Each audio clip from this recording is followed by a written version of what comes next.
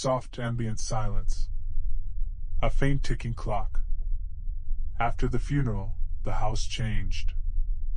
Not suddenly. Not in a way you could point to. It was more like it slowly exhaled. As if something that had been held inside for years finally stopped pretending. Michael died without warning. No long illness. No preparation. That morning, he was drinking coffee, arguing with Jack about nothing important.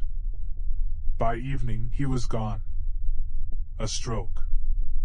A short phone call. A hospital room already empty. And silence. Not the normal kind. Not the kind that comes at night. This was a silence where you could hear yourself thinking too clearly. Sarah, his wife, didn't cry at the funeral. She stood straight. Too calm. Too controlled. As if letting herself break would mean something could never be put back together. When she came home, she hung her black coat in the closet, carefully, and realized she couldn't step into the bedroom. The door was open. The bed was made. Everything was exactly as it had always been. But the air felt wrong. That night, for the first time in 20 years, Sarah slept on the couch in the living room. She woke up to a sound. Not loud.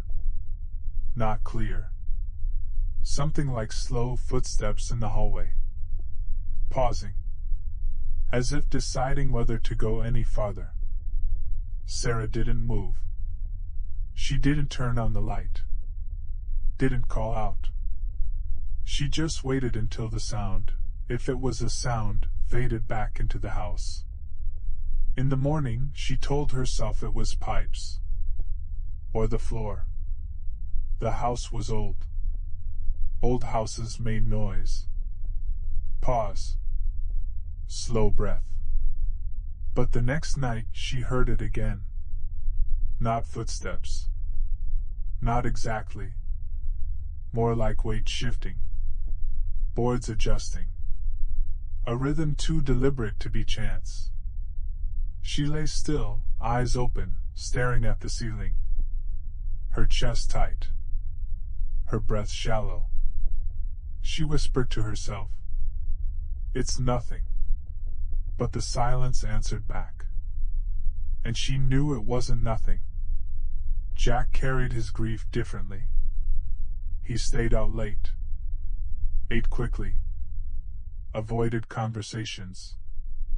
He was angry. At the doctors. At his mother. At himself. And most of all, at his father. Because Michael had left behind too many unanswered questions. As a child, Jack had noticed things. Long, distant looks. Conversations that stopped when he entered the room. Phone calls followed by long silences at the window. Now he understood. It hadn't been imagination. One evening, Jack sat in the kitchen. The refrigerator hummed. The clock ticked. He stared at the empty chair across from him. The chair his father always used. He whispered, "Why didn't you tell me?" No answer. Only the hum. Only the silence. A week after the funeral, he went into the storage room. He was looking for tools. Instead, he found a box. Sealed. Unlabeled. Inside, documents. Receipts. Letters. And a photograph. The house. Their house. With a date 10 years earlier than the day they moved in. Jack felt the cold settle in his hands. He didn't tell his mother. Not yet. He carried the photograph back to his room. Placed it in the drawer. Closed it carefully. But he couldn't stop thinking about it. The date. The silence. The way the house seemed to breathe at night. Emma, the youngest, reacted differently. She talked. Too much. She said her father came to her at night, sat on the edge of her bed, straightened her blanket, told her they shouldn't fight. Sarah yelled. Said it was impossible. Said her father was gone.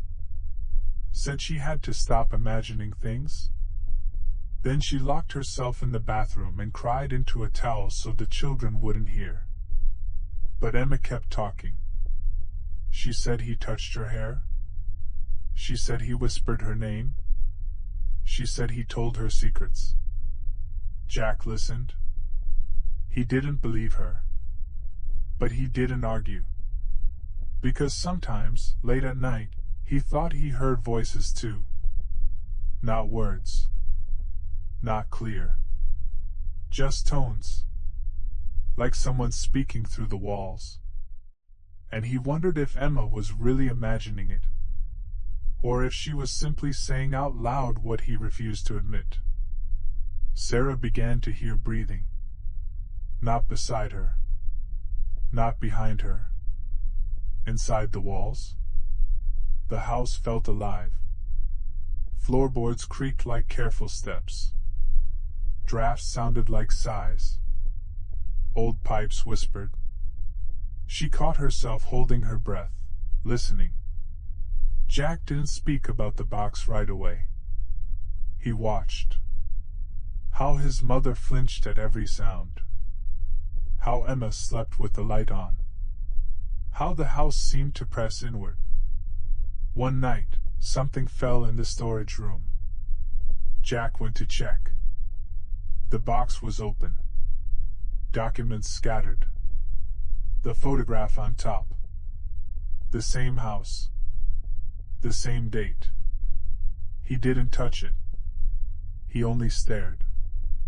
Long pause. Silence. The realization came slowly. Michael hadn't just left them grief. He had left them a house that wasn't what they thought it was. A house that had been holding something back. And now, with him gone, it no longer pretended. Sarah sat in the living room, listening to the walls breathe. Emma whispered to the dark, waiting for her father's voice. Jack stood in the storage room, staring at the photograph. None of them spoke. None of them moved. The house had changed. And they understood it would never change back. Silence. Whisper. It cannot be undone.